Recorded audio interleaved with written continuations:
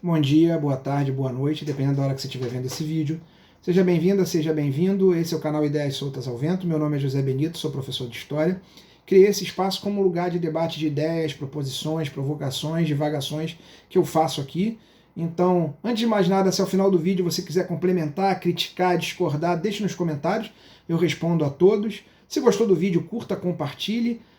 Siga o nosso canal, veja os vídeos anteriores, né? A gente tem feito vídeos na pandemia com periodicidade mais ou menos semanal.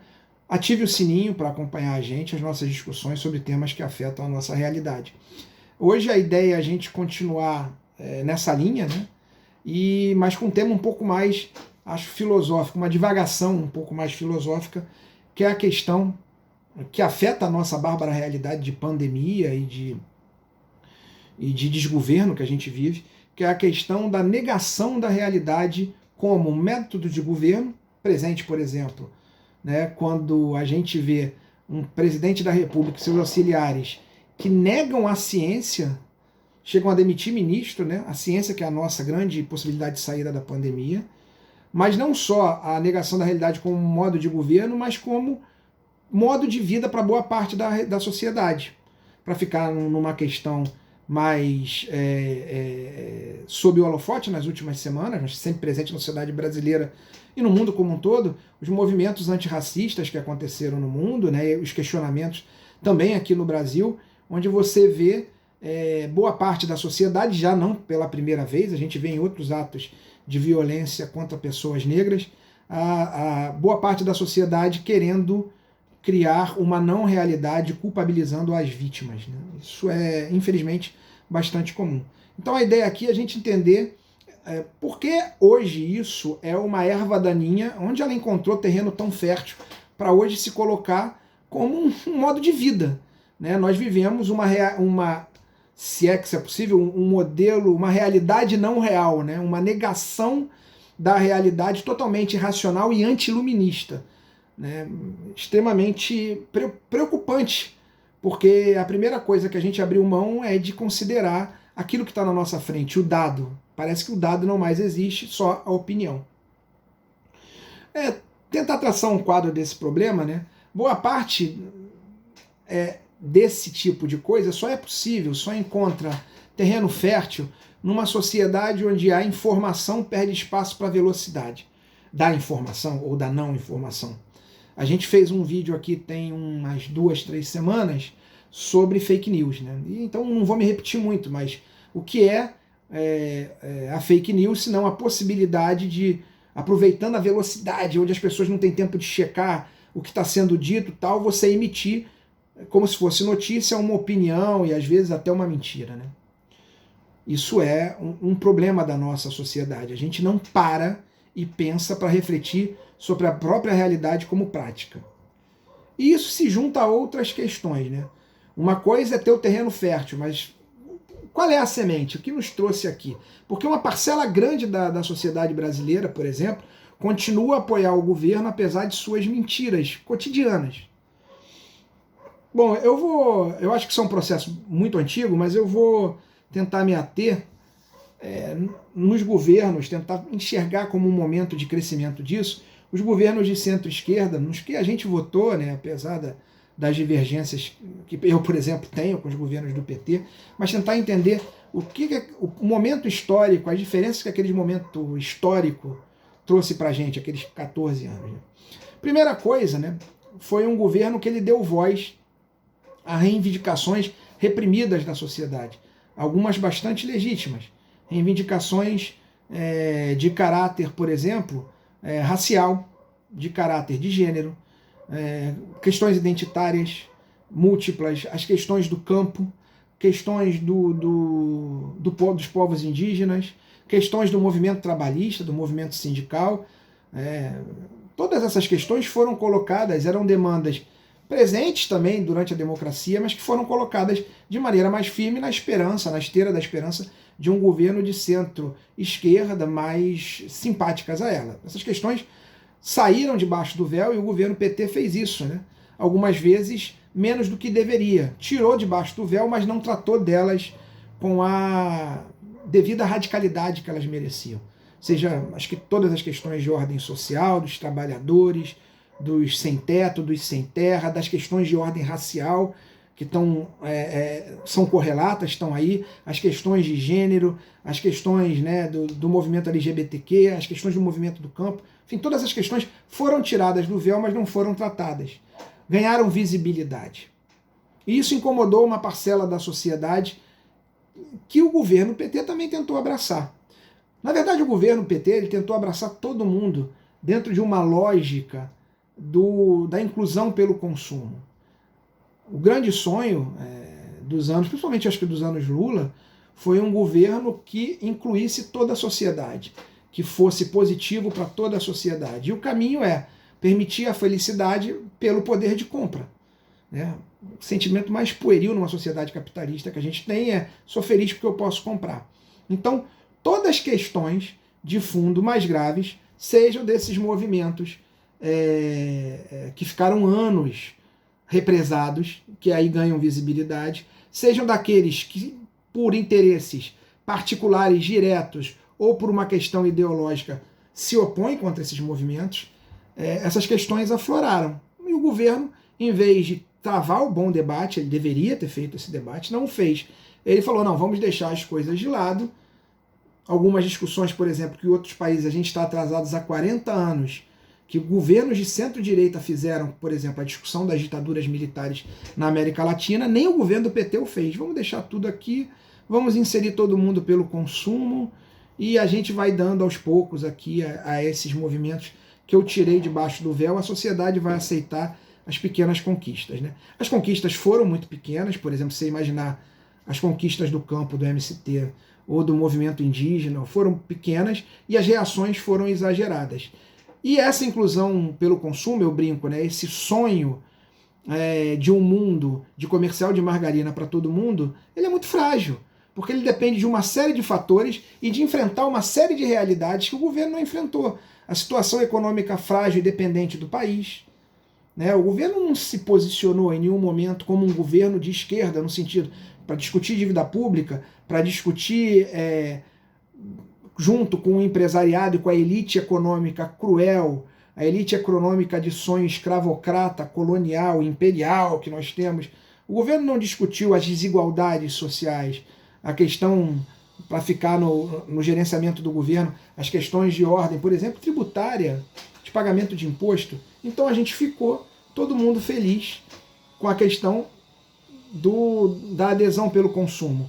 Mas ao descobrir o véu dessas pautas que estavam durante muito tempo escondidas, abafadas, reprimidas, o governo não tratou nem essa politização no campo das ideias, dizendo para a sociedade que elas eram importantes. Ele permitiu que uma classe média, que se identifica mais com elite, uma classe média racialmente majoritariamente branca, uma classe média baixa, uma classe média média, que se identifica estranhamente com a elite, porque economicamente não tem nada com a elite a despreza como despreza o resto da população, mas é um adesismo geni maravilhoso que a classe média tem. Nessa classe média foi insuflado, e isso é um movimento que não é só daqui, um movimento de caráter de extrema direita, um sentimento de que, essas pautas que estão sendo colocadas aqui, elas na verdade são a grande ameaça. Houve a construção disso. A ideia de que a sociedade estava num embate por... cada caminho é um caminho de embate, cada conquista eu dependo de derrotar o outro. Tem um fundo de verdade, porque de fato não é possível uma sociedade, principalmente uma sociedade que carregue consigo uma herança histórica, cruel, de desigualdade e de dívida com uma parcela grande de sua população, não é possível que essa sociedade compense isso dizendo que todo mundo vai ser beneficiado. Não, uma parcela da população teria que perder algo. Era a elite. A classe média aceitou que era ela. Assumiu como sua o papel da elite. Então, quando o sonho do consumo cai, quando a economia se esfarela, toda essa lógica vem junto. E todo esse ideário à direita, represado, de que há uma ameaça, de que há um governo comunista, não sei o quê, vem junto. Leva a classe média de roldão, a classe média que se sente frustrada porque perdeu o seu sonho de margarina. A classe média e parte da elite letrada. Então, essa galera se vê abraçada pelo Jair Bolsonaro, candidato a presidente e depois presidente. Ele incorpora o líder desses fracassados que não se querem fracassados. E aí começa a negação da realidade. Dessa galera que perdeu e não quer entender que perdeu porque a situação era frágil e que eles não têm governabilidade. Não existe isso. Ah, a minha meritocracia, o meu empreendedorismo. Toda essa população, principalmente as camadas com menos poder econômico, vão ser afetadas por mudanças no poder de compra. Então as pessoas elas não querem se sentir frustradas. Elas se sentem eleitas por essa proximidade com a elite desde a sua origem.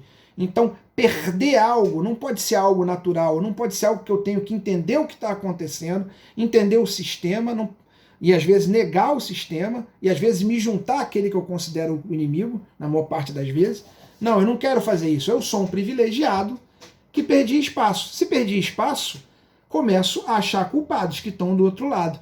Esse tipo de narrativa, que é totalmente irreal, porque não discute as questões da inclusão pelo consumo, da fragilidade econômica do país, que não percebe de que lado você está, porque boa parte dessa classe média é assalariada, é muito mais próxima, ou é advinda, né, economicamente das classes mais pobres do país, e teve uma ascensão rápida e frágil.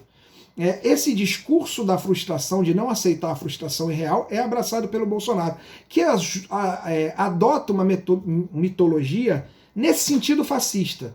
Eu não digo que o governo é de todo fascista, né? Porque eu acho que ele não tem estofo intelectual para pensar tamanha crueldade de maneira pragmática. Ele é um governo sociopata, antipovo, que incorpora o que há de pior nesse sentimento abraçado por parte da classe média que o apoia, desse sentimento antipopular, esse sentimento da negação da realidade pela negação do outro, do meu semelhante, do meu concidadão. Ele abraça isso e ele trabalha com alguns mitos que são muito caros ao fascismo. O mito do líder infalível. Então, se o líder é infalível, mesmo quando ele mente, ele está dizendo a verdade para quem o segue. Então, se cloroquina, mesmo que o mundo diga que cloroquina não dá certo, qualquer coisa que eu possa dizer que cloroquina dá certo, eu vou dizer. Né? Se o mundo diz que o isolamento social é importante, qualquer dado novo que surja, a gente tem visto essa semana a informação de um estudo que doentes assintomáticos não transmitem a doença. Já ser dito como uma vitória do isolamento vertical, e não é nada disso. Basta vocês irem à página do Átila Yamarino, que ele explica que o isolamento social que a gente fez e fez mal é necessário, né, para diminuir o risco dessa doença que já mata mais de 35 mil brasileiros.